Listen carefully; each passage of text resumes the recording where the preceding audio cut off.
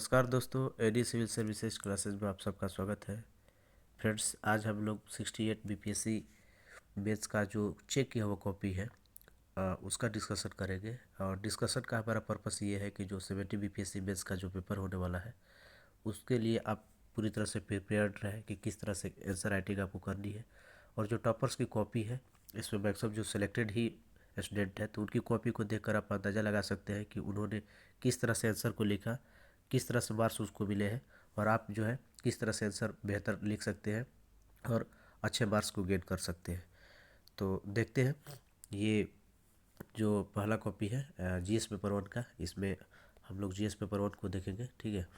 GS paper one को इसके पहले मैंने ऐसे का डिस्कशन कराया था, ठीक है। तो ये हिंदी मीडियम है, अगर आपको इंग्लिश मीडियम में भी कॉपी चाहिए तो उपलब्ध हो जाएगा। तो चलिए देखते हैं।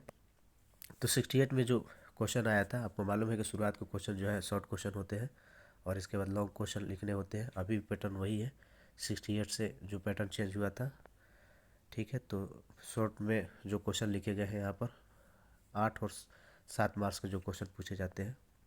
तो खंड ए में हिस्ट्री और कल्चर से है।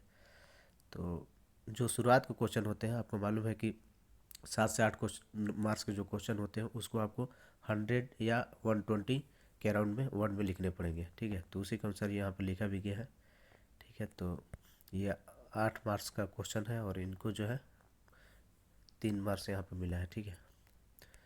तो इसके बाद जो है बिरसा मुंडा आंदोलन जो था उस पर लिखना था। तो सबसे बड़ी बात यह है कि जो सिलेक्टेड लोग होते हैं, आप देखिएगा कि शुरू से अंत तक उनकी राइटिंग जो है एक तरह बनी होती है, मैंने स्पीड पर उनका कमांड होता है। तो आंसर राइटिंग में ये काफ़ी इंपॉर्टेंट है। यहाँ पर इनको जो है 4 मार्क्स मिला हुआ है। तो देखिए, सबसे बड़ी बात यह है कि बिरसा मुंडा आंदोलन को इन्होंने अलग अलग भागों में बांट कर दिखाया है, कारण दिखाया है। फिर इसके बाद जो है कार्यक्रम के बारे में बताया है कि किस तरह से बिरसा मुंडा के द्वारा कार्यक्रम चलाए गए थे, क्या इसका परिणाम हुआ था, तो ये सब बताया गया है। इसके बाद जो है नील विद्रोह के बारे में क्वेश्चन पूछा गया था, तो नील विद्रोह के बारे में यहाँ पर चर्चा किया गया है। तो इस तरह से जीएस पेपर वन में जो है आपको शुरुआत के 5 क्वेश्चन शॉर्ट वाले लिखने हैं, इसके बाद जो है लॉन्ग क्वेश्चन लिखना है, ठीक है। तो ये ई तक जो है ABCDE 5 क्वेश्चन, इसके बाद लॉन्ग क्वेश्चन यहाँ से आपको मिलेगा, ठीक है। तो ये लॉन्ग क्वेश्चन हो गया। यहाँ पर लॉन्ग क्वेश्चन में आपको मालूम है कि आपको 2 में से किसी एक में लिखने हैं, ठीक है। ए और बी में से कोई एक चूज करके आपको लिखना है। तो इनके द्वारा यहाँ पर लिखा गया है और इस क्वेश्चन में इनको जो है 15 मार्क्स मिले हैं। हालांकि 15 मार्क्स बहुत अच्छा नहीं है, तो आप देख सकते हैं कि आखिर इसमें और क्या क्या सुधार हो सकते हैं। तो यहाँ पर इनका जो क्वेश्चन है बी नंबर, जो इन्होंने लिखा है कि ब्रिटिश शासन की विभिन्न योजनाओं के अंतर्गत बिहार में औपनिवेशिक तकनीकी शिक्षा के विकास की चर्चा कीजिए, इसके प्रभाव का आलोचनात्मक विश्लेषण कीजिए, ठीक है।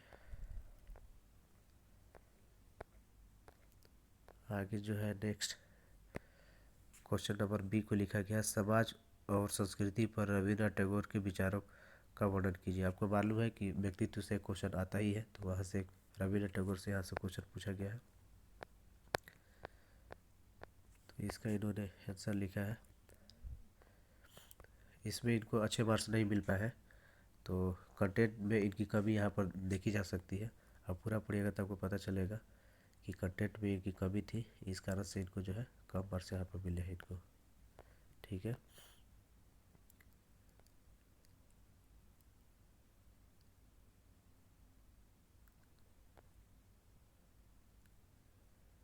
इसके बाद फिर से खंड बी में, खंड 2 में आपको मालूम है कि जो क्वेश्चन आते हैं वो करेंट अफेयर से क्वेश्चन पूछे जाते हैं, ठीक है। तो करेंट अफेयर से क्वेश्चन यहाँ पर पूछे गए हैं।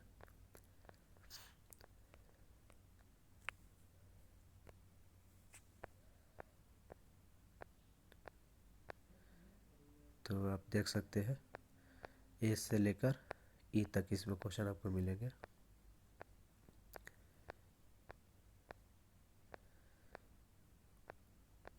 इस क्वेश्चन को आपको दिखाने का पर्पस ये है कि आपकी आंसर राइटिंग जो है बेहतर हो सके क्योंकि आप जितना टॉपर्स की कॉपी देखिएगा जो सिलेक्टेड लोग हैं तो उससे आइडिया लगेगा कि उनको किस आधार पे मार्क्स मिले हैं और आपको जो है कैसे लिखना है। ठीक है, ये इसमें जो है लॉन्ग क्वेश्चन में इन्होंने बी लिखा हुआ है। ठीक है,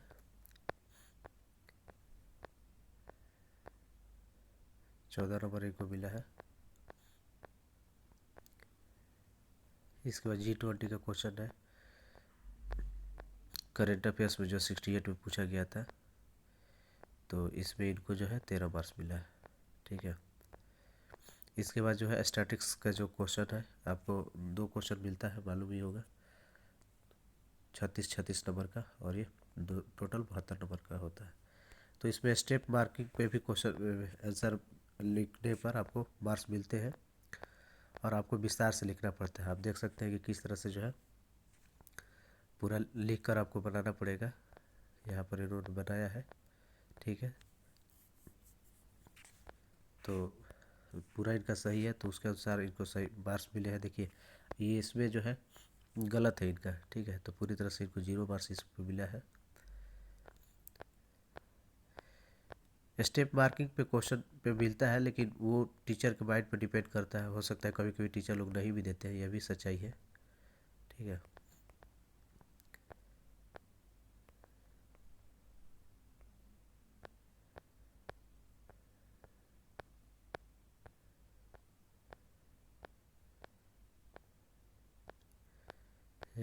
ये पूरा स्टैटिक्स का क्वेश्चन इन्होंने का कंप्लीट हुआ। ठीक है, देखिए अब यहाँ पर जो है इनको जो है 2 मार्क्स मिले हैं, 2 मार्क्स। ठीक है, तो 2 मार्क्स मिलेगा, पीछे जो है स्टेप मार्किंग को मिला है, क्योंकि 2 नंबर का ये प्रश्न नहीं होगा। ये ज़रूर जो है अब देखना पड़ेगा, क्योंकि 7-8 के रेशियो में है, कोई कोई 10 का भी होता है, लेकिन 2 मार्क्स का तो नहीं होता। लेकिन यहाँ पर मुझे लग रहा है कि इनको जो है स्टेप मार्किंग पे क्वेश्चन पे मिला है सॉल्व करने पे। ठीक है, तो जैसा कि मैंने बताया कि स्टेप मार्किंग पे भी जो है मार्क्स मिलते हैं आपको। तो ये देखिए 153 है इनका, तो इसमें इनका जो है बेहतर आंसर होगा। देखिए 68 में जीएस पेपर 1 में बहुत ज़्यादा मार्क्स नहीं आया था, और मेरे ख्याल से 160 जो है अच्छा मार्क्स कहलाता था उसमें उस समय। 68 में 69 में मार्किंग अच्छी हुई थी, और 175 तक बच्चों के मार्क्स मिले थे। तो जिस समय मार्किंग जो है कम होती है तो टॉपर्स के भी मार्क्स जो है कम ही आते हैं। 69 में चूँकि मार्किंग अच्छी हुई थी तो उसमें मार्क्स अच्छे मिले थे। तो ये मार्किंग पर पूरा डिपेंड करता है। तो ये पूरा आप जो है पीडीएफ इसका डाउनलोड कर सकते हैं, टेलीग्राम चैनल पे मैं डाल दूंगा वहाँ से। ठीक है,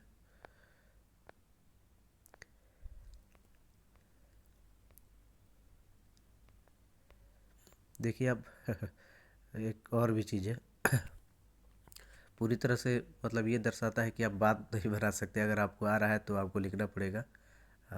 जैसे कि आप देख सकते हैं कि इन्होंने नील विद्रोह के बारे में लिखा है। ठीक है ना, तो चंपारण नील विद्रोह में इन्होंने चंपारण तिनकठिया पद्धति ये सब का ये किया हुआ है, महात्मा गांधी 1957 ये सब। तो कहने का अर्थ है कि ये पूरी तरह से डाइवर्ट हो गए थे। लिखना था इनको नील विद्रोह पे और लिख दिया इन्होंने चंपारण पे। ठीक है, तो यहाँ पर देखिए इरेलीवेंट करके लिखा हुआ था, है अप्रासंगिक है, और इनको जो है 0 मार्क्स मिला है। तो कहने का तात्पर्य है कि आप कुछ भी नहीं लिख कर आइएगा। ऐसा नहीं है कि आप यूनिवर्सिटी का पेपर दे रहे हैं केवल पेज भर के आ जाइएगा तो आपको मार्क्स मिल जाएंगे। तो इसे एक सबक मिलता है कि आप केवल बात नहीं बना सकते हैं, आपको टू द पॉइंट लिखना पड़ेगा। कम ही लिखिए, लेकिन उस क्वेश्चन से रिलेवेंट जो है चीज़ों को लिखिए। ठीक है, और ये जो है देखिए जो अच्छा इन्होंने लिखा है उसमें अच्छे मार्क्स भी मिले हैं इनको। जिसे ये 7 नंबर का क्वेश्चन है, शॉर्ट क्वेश्चन, पटना कलम से लिखा, और 7 में 4 मार्क्स मिलना मतलब अच्छा कहलाएगा। 50% से ऊपर इनको मार्क्स इसमें मिला है। ठीक है, इसमें भी देखिए कि पूर्वी भारत में गुफाओं का में निर्माण के बारे में पूछा गया है, इसमें विकास के बारे में। तो इसमें 2 ही मार्क्स इनको मिला। कारण यह है कि बहुत शॉर्ट में छोटा सा इन्होंने लिखा है, फिर भी 2 मार्क्स इनको मिला है। 0 तो नहीं मिला है जो नील विद्रोह वाला था उसकी तुलना में। फिर इसके बाद है आपका, इन्होंने लिखा है 2A, यानी कि भारतीय राष्ट्रीय आंदोलन के उदय में के कारकों की चर्चा कीजिए। इसने स्वतंत्रता संग्राम को किस प्रकार दिशा दी। तो इस पर इन्होंने लिखा है। देखिए इन्होंने अलग अलग बांट के लिखा हुआ है, इसको इन्होंने अच्छे से रिप्रेजेंट किया है। और देखिए सबसे बड़ी बात यह है कि आपको देख के लग जाएगा कि किसमें मार्क्स अच्छे मिलने चाहिए, और इनको मिला भी है। देखिए इन्होंने शुरुआत जो किया है बेहतर किया है और अलग अलग भागों में बांट के लिखा हुआ है। इस कारण से ये 38 नंबर का क्वेश्चन जो है में इनको अच्छे मार्क्स मिले हैं, और ये जो है 21 जो है अच्छा मार्क्स कहलाएगा। ठीक है, तो इस टाइप से आप खुद ही देखकर अंदाज़ा लगा सकते हैं कि किस में जो है अच्छे मार्क्स मिल सकते हैं। ठीक है, इसी तरह से यहाँ पर ये देखिए, समाज और संस्कृति पर रवीन्द्रनाथ टैगोर के विचारों का वर्णन कीजिए। तो इसमें देखते हैं कि इनको कितने मार्क्स मिले हैं। इसमें भी 16 मार्क्स मिले हैं। ठीक है, बहुत ख़राब नहीं है, एवरेज ही है। ठीक है, तो देखिए कॉपी आप देखिएगा बहुत सारे टॉपर्स की इसमें लगभग 8 से 10 टॉपर की कॉपी शामिल है। तो इससे आपको आइडिया लगेगा कि किस क्वेश्चन को लिखने पर, कैसे रिप्रेजेंट करने पर कितने मार्क्स मिलते हैं। ठीक है, और ये पूरा PYQ आपका कवर भी हो जाएगा। तो ये कॉपी दिखाने का पर्पस मेरा यही था, पूरा दिखाने का कोई मतलब नहीं है। आप पूरा इसको जो है अपने से देखिएगा, डाउनलोड कर लीजिएगा, टेलीग्राम चैनल पर मैं डाल दूँगा। ठीक है, तो आज के वीडियो में इतना ही फ्रेंड्स, मिलेंगे हम लोग अपने नए वीडियो में, तब तक के लिए धन्यवाद।